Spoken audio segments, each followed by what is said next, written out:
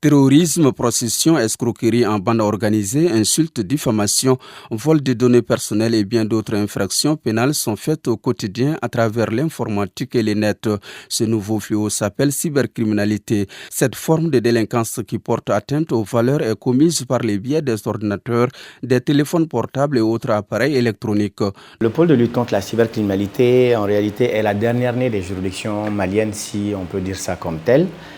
Puisque nous avons 3 pôles à compétence nationale. On a le pôle, le parquet national économique et financier, on a le pôle de lutte contre le terrorisme et depuis 2022, il y a une loi qui crée ce pôle national de lutte contre la cybercriminalité avec cette exigence de veiller sur le cyberespace, naturellement rechercher, réprimer et traduire éventuellement les délinquants, en tout cas, ou les présumés délinquants qui opèrent sur le cyberespace. La cybercriminalité, c'est l'ensemble des infractions qui sont dirigées contre les technologies de l'information ou de la communication ou les infractions commises au moyen des technologies de l'information et de la communication. Donc, c'est de deux choses l'une. Ou les technologies de l'information et de la communication sont les moyens de commission de l'infraction, ou bien ces moyens sont les cibles même de l'infraction. Vous savez, nous ne sommes plus dans une dynamique de vase clos. Il y a une interpénétration des pays et avec les technologies de l'information et de la communication, il y a, si on peut appeler ça, un effacement des frontières. Donc il y a une interpénétration des mondes, des cultures et des phénomènes. Donc ce qui fait que des choses qui se produisent à l'autre bout du monde peuvent avoir des répercussions au Mali ici. Et naturellement, cette évolution des technologies de l'information et de la communication donne une nouvelle forme de délinquance. Il y a une mutation de la délinquance qui prend une forme désormais numérique. Et donc, le cyberespace malien n'est pas en reste. Hein. Et donc, nous connaissons pas mal de phénomènes qui peuvent aller de l'utilisation des réseaux sociaux à passer par ce qu'on peut appeler les hackers, en passant par également ce qu'on peut appeler les piratages et d'autres phénomènes qui s'en suivent. Mais très honnêtement, au Mali aujourd'hui, vous savez, nous ne sommes pas en réalité à l'origine de beaucoup d'applications. Nous avons des applications comme TikTok, Facebook, Instagram, Snapchat pour ne citer que ces quelques applications. Et donc, nous n'avons pas malheureusement eu ce qu'on peut appeler cette culture numérique. On n'a pas été initié à cette culture numérique. C'est des applications qui nous viennent d'ailleurs. Et donc, il n'y a pas eu ce temps d'adaptation, j'allais dire, d'acclimatation ou même d'appropriation. Donc, il y a un usage voilà, qui se fait un peu pêle-mêle. Et donc, fort malheureusement, ça crée un phénomène tel que il y a d'ailleurs ce débat qui se fait par rapport aux limites de la liberté d'expression et de la liberté d'opinion. Donc fort malheureusement, nous sommes très souvent confrontés à une certaine véhémence, à des propos injurieux, à des propos parfois qui peuvent porter atteinte à l'honneur et à la dignité des citoyens. Toute chose qui en réalité voilà, est en porte-à-faux, j'allais dire, avec cette notion de bonne mœurs qui caractérise notre société. Notre vie digitalisée, les frontières effacées et pour lutter contre les dérives numériques, il faut se mettre dans une logique de coopération judiciaire, coopération qui permet aux différents États d'identifier les auteurs, les arrêter et les mettre en examen. Par extraordinaire, quand ceux-ci sont à l'étranger, nous avons la coopération judiciaire et la coopération policière. J'ai l'habitude de parler de Interpol par exemple, qui permet aux autorités policières maliennes voilà, de coopérer avec leurs homologues d'ailleurs, en utilisant cette plateforme qu'est Interpol, mais également à travers des traités et conventions, le Mali a des accords avec d'autres pays, soit c'est des accords, j'allais dire, multilatéraux ou c'est des accords bilatéraux qui permettent aux procureurs, aux juges d'instruction de demander une assistance dans le pays où éventuellement l'auteur ou le présumé auteur serait. Et donc là, nous rentrons dans vraiment la dimension coopération judiciaire qui a également un aspect, j'allais dire, éminemment diplomatique.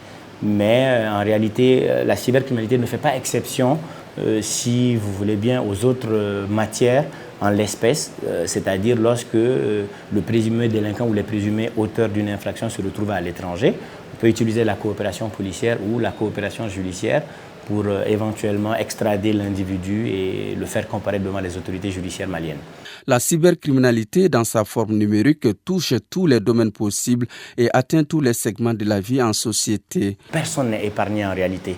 personne n'est épargné, des plus jeunes en passant par les moins jeunes ou même les vieux. Dès l'instant qu'on utilise les technologies de l'information et de la communication, la téléphonie, les cartes bancaires, les réseaux sociaux, vous voyez un tout petit peu que aujourd'hui, voilà, surtout les jeunes utilisent mais énormément ces réseaux sociaux-là, et donc ils peuvent faire l'objet, par exemple, de pédopornographie. Vous savez, quand on est jeune, l'adolescence, on a un peu le vent en poupe, et donc on ne mesure pas parfois la portée de nos actes. Et donc il y a parfois des chantages qui se font avec des images intimes. Et malheureusement, il y a un phénomène également, il y a beaucoup de jeunes entrepreneurs qui utilisent les réseaux sociaux pour faire la promotion de leurs produits. Et parfois, c'est des produits qui jurent un tout petit peu avec, j'allais dire, les bonnes mœurs, ou en tout cas avec ce qui pourrait être perçu comme étant convenable, voilà, sur le cyberespace ou de manière publique. Et donc, personne n'est en réalité à l'abri aujourd'hui, soit c'est par l'utilisation des téléphones. Et vous voyez, nous avons des applications de transfert d'argent aujourd'hui, et par lesquelles les gens se font très souvent escroquer. Il y a les notions de vente en ligne qui commencent à connaître un essor chez nous ici. Étant à Bamako, on peut acheter un produit soit à l'étranger ou même à un autre endroit du Mali. Et donc ça donne l'occasion à certains d'escroquer, d'arnaquer nos concitoyens. Et donc, très honnêtement, personne n'est aujourd'hui à l'abri du phénomène de la cybercriminalité. Tout dépend de votre espace de mouvement en réalité. Aujourd'hui, l'information, c'est la chose la plus capitale. Et parfois, on a de mauvaises informations, on essaye ce qu'on appelle les infox.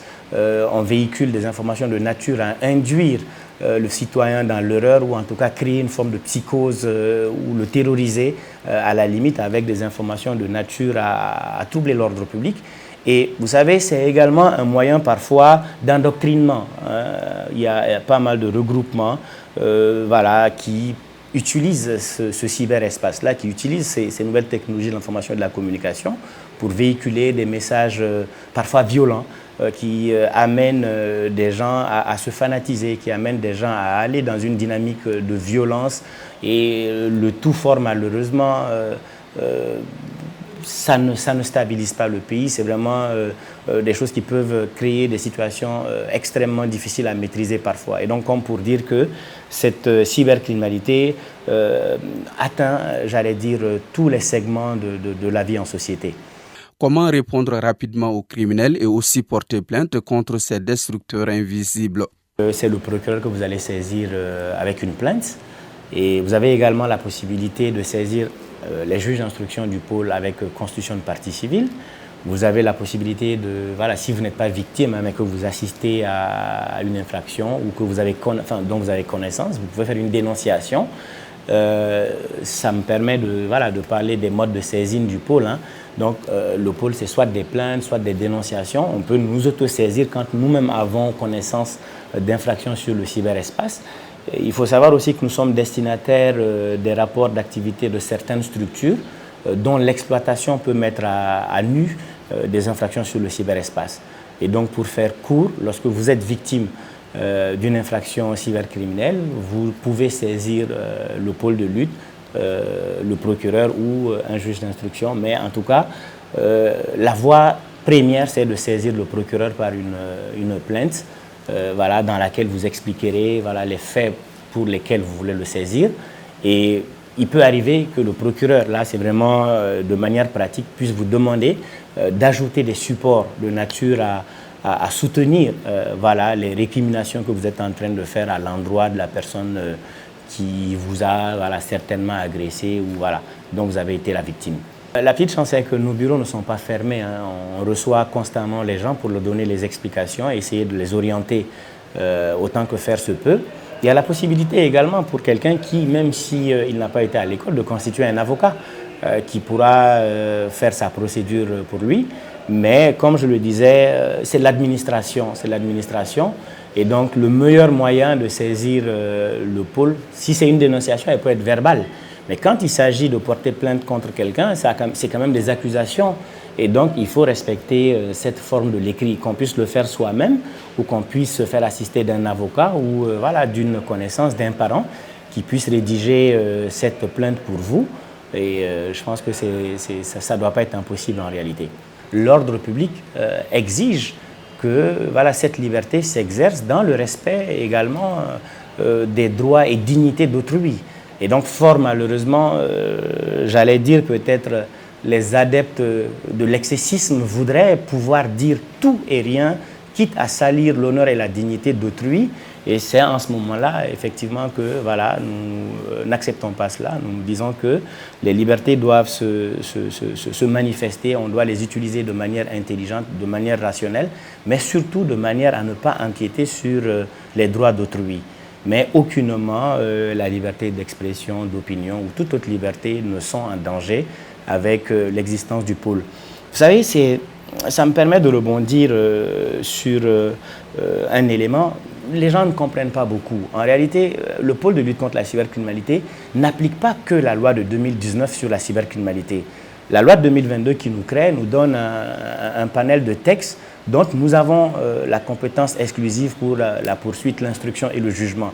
Parmi ces textes-là, nous avons les données à caractère personnel. Concomitamment avec l'APDP, le pôle de lutte contre la cybercriminalité est la structure judiciaire qui poursuit les infractions en l'espèce. Nous avons également la loi de 2000 sur le régime de presse et les délits de presse. Le pôle de lutte a l'exclusivité en cette matière-là. Nous avons les échanges de services électroniques, nous avons les modalités, moyens et systèmes de cryptologie. Nous avons tout ce qui touche les télécommunications, c'est-à-dire l'AMRTP par exemple, nous avons l'exclusivité en la matière. Donc, c'est une application, j'allais dire, concomitante ou une application de tous ces textes-là qui se fait par le pôle de lutte contre la cybercriminalité. Ce qu'il faut que les gens comprennent, c'est que la cybercriminalité, elle n'a pas trait qu'à la liberté d'expression ou autre chose, mais nous avons, je viens de le dire tantôt, des intérêts économiques majeurs ou, j'allais dire, des intérêts stratégiques énormes en jeu parfois. Vous voyez, nous avons des sociétés, des multinationales qui injectent des centaines de millions de nos francs parfois dans la recherche, dans les informations pour améliorer, je ne sais pas, la qualité de leurs services. Et qu'un beau matin, quelqu'un puisse accéder à leur système informatique, s'approprier, je ne sais pas, leur brevet ou en tout cas leur marque de fabrique, leur secret de fabrication, entre autres. Quand on prend les institutions financières, il y a une sensibilité énorme puisque monsieur tout le monde a des données personnelles là-bas. Et donc, au-delà même des données, on a des valeurs financières énormes détenues par ces structures financières. Et donc, la cybercriminalité touche mais énormément à ce genre de choses-là.